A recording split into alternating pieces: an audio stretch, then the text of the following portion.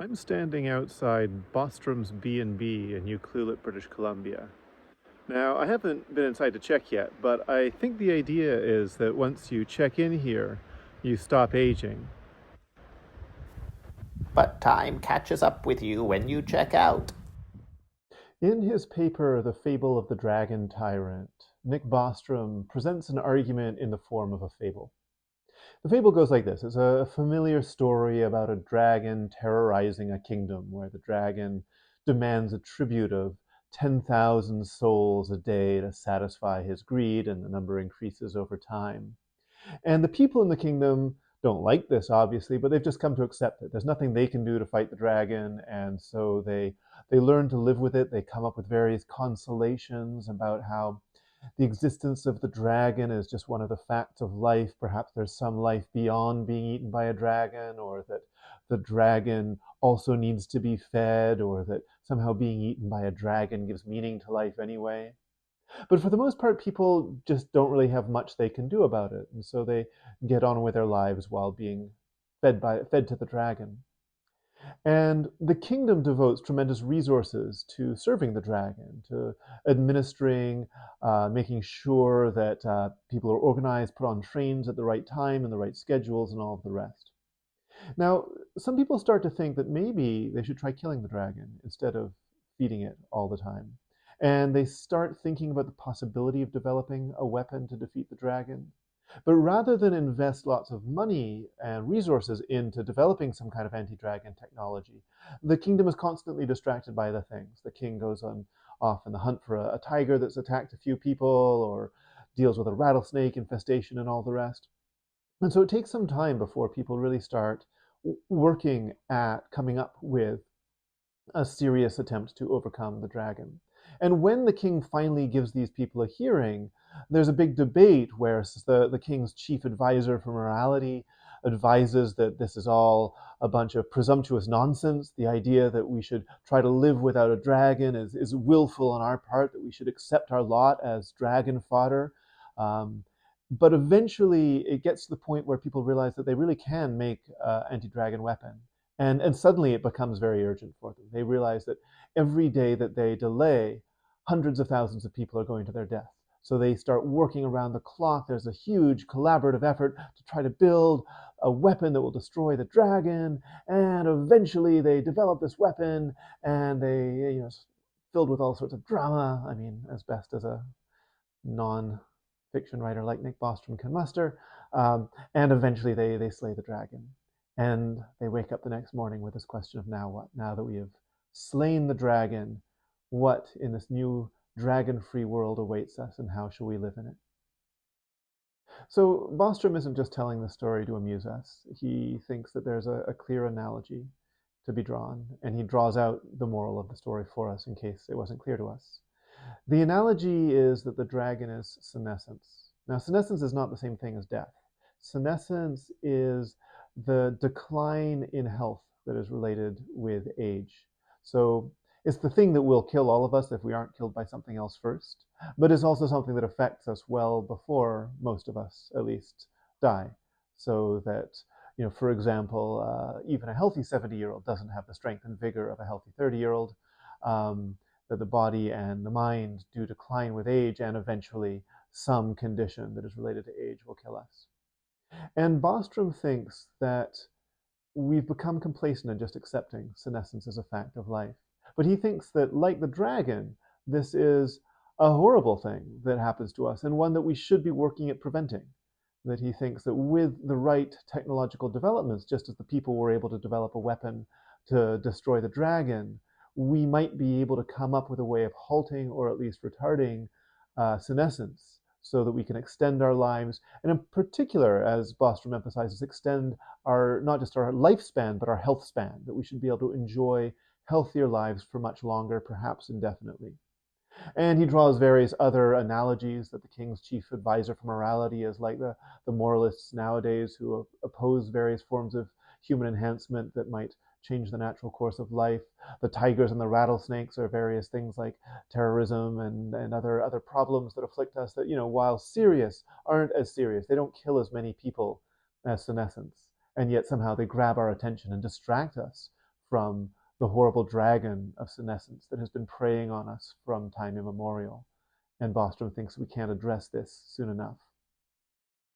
Now, as I noted, at the end of the fable, the people wake up to this brave new world without a dragon in it and ask what next. And Bostrom also raises this question at the end of his essay. He says, if we overcome senescence, we will face a whole raft of new challenges. He doesn't actually spend that much time thinking through what these challenges might be. He mentions two briefly, and I'll say something about them. I'll mention a couple of others. So one that he mentions is that our lives would have a different shape if senescence weren't a problem.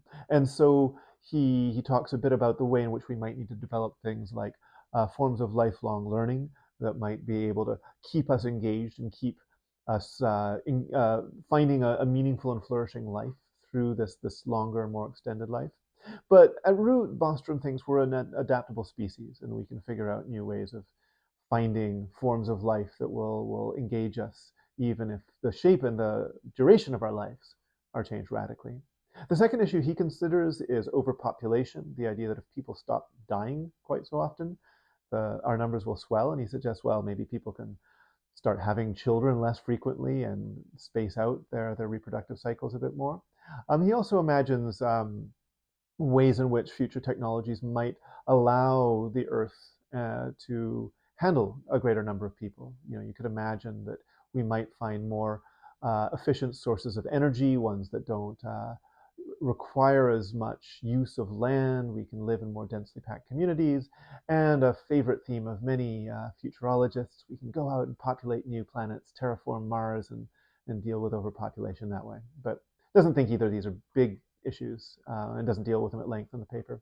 Another thing that I don't think he doesn't deal with, I think he maybe should, is how this would change the way that we relate to death. Now, remember that what he's proposing is not an end to death, but an end to senescence, to the age-related causes of death. A car crash would still be just as deadly in a world without senescence. And if the only way that you could die was through some kind of accident or injury, I think it would radically transform the way we relate to safety and caution. How many people would go rock climbing if, if you didn't fall off that rock face, you could literally live for centuries. Are you still going to take that chance? That we live in a world where people accept a certain amount of risk. How many people would sign up to join the military? I mean, maybe it's a good thing that people wouldn't sign up to join the military, but you can see how it would radically transform the world if the only ways that you could die would be through various forms of accident and injury. It might make us tremendously risk averse in all sorts of ways. And then another consideration I think we always have to bear in mind is just the political dimension of this, that if we come up with some kind of cure for senescence, who's going to get first access to it? I can guarantee that it won't be the global poor. And how might even an initial unequal distribution, and you can imagine somebody like Bostrom could reasonably say, look, we're going to figure out a way to make sure this is accessible to everybody. But even an initial unequal distribution, I think, could have knock-on political effects in a way that an unequal distribution of COVID vaccines didn't have quite as radical political consequences, say, as the idea that some people, but only some people at the start, are able to live on indefinitely. So, should we slay the dragon then? One of the things I think that Bostrom does quite effectively in his argument is to push back against a kind of status quo bias, that the idea of radically altering human life so that people don't die as they ordinarily do can seem a bit scary, a bit daunting. There's a lot of uncertainty about what would come of it. Maybe it's better to stay as we are. One of the things Bostrom wants to do in his fable is to make us realize that staying with the way things are is not a neutral given. It is absolutely terrible. Hundreds of thousands of people die every day. And that means that if you want to resist this alternative future, if you want to say it would be really bad if there will be all sorts of terrible outcomes ranging from overpopulation to risk aversion or whatever else if people weren't subject to senescence. Bostrom is putting the burden of proof on those who would advocate the status quo. That in effect he is saying, okay, maybe there would be some bad outcomes. You need to persuade me that those bad outcomes are worse than hundreds of thousands of people dying every day. So the thought is, in effect, he's trying to set up this fable to put the pressure on those of us who would want to stay with the status quo to come up with a response.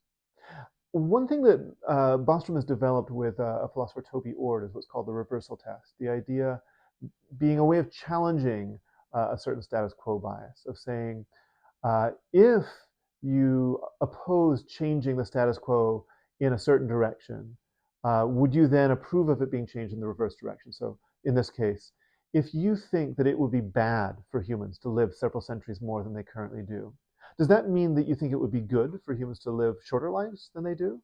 And if you are opposed to having human life both shortened and lengthened, then you need to give some explanation for why you think the current situation, the current status quo, is ideal, why it's a Goldilocks situation that shouldn't be messed with.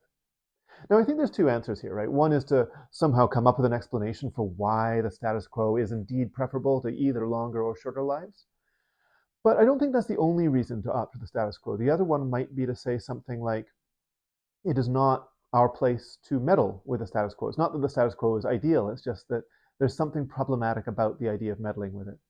Now, to take one example, right? What is the optimal number of trees in a forest? Um, I don't know. I don't think I'm showing any kind of status quo bias when I say I don't think we should either remove or add trees to this forest. In effect, what I'm saying is it's not to us to meddle with the forest. The forest has its own kind of being that it's not to us to decide how the forest should be. Now, we're dealing with something different when we're dealing with human lifespan, because it is presumably my life that we're talking about, not some forest out there. But I think it does raise some interesting questions about our relation to our own existence and how far we are entitled to meddle with the basic foundations of what it means to be human from a position of already being human beings. I think there are some really interesting questions of what kind of relationship we have to ourselves as human beings, such that certain kinds of interventions may or may not be acceptable. Now, I think part of what Bostrom wants us to see is that senescence is a kind of medical condition. You know, that we think that it's great that we have cured smallpox and polio. It would be great if we could cure cancer or Alzheimer's. So if we treat senescence as another ailment, like cancer or Alzheimer's, then of course we want to cure it. But if we see senescence not as a kind of a defect of human existence, but a feature of human existence, there are maybe some more tricky questions that need to be answered about when it is appropriate and under what conditions it is appropriate to try to meddle with the basic foundations of human existence. Now, I'll be honest, I'm not sure about this B&B, but I do guarantee that if you like this video or follow my YouTube channel, you will live forever. It worked for me.